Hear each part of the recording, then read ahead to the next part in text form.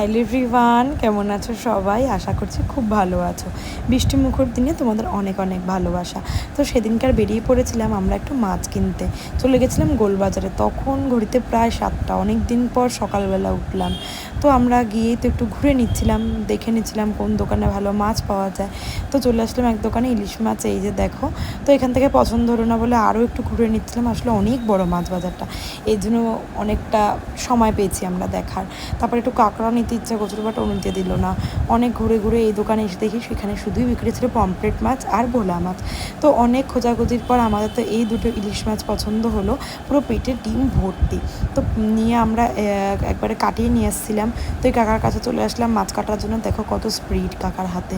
তো এখান থেকে মাছটা আমরা কাটিয়ে নিলাম, নিয়ে বাড়ি এসে দেখি মা বানিয়েছে আজকে সানডে স্পেশাল সুজির লুচি আর সাদা আলুর তরকারি। আর লাঞ্চে ছিল সাদা ভাত আর ইলিশ ভাপা। তো জাস্ট অসাম হয়েছিল খেতে। তো খেয়ে দিয়ে আমরা ঘুম দিয়ে দিয়েছিলাম, ঘুম থেকে উঠে চলে গেছিলাম একটু ঘুরু করতে। সানডে বলে কথা, ঘুরতে তো যেতে হবেই। তো দেখো দুজনে বেরিয়ে পড়েছি, ঘুরতে ঘুরতে চলে গেলাম একটু গোলবাজারে। কি ভিড় দেখো গোলবাজার।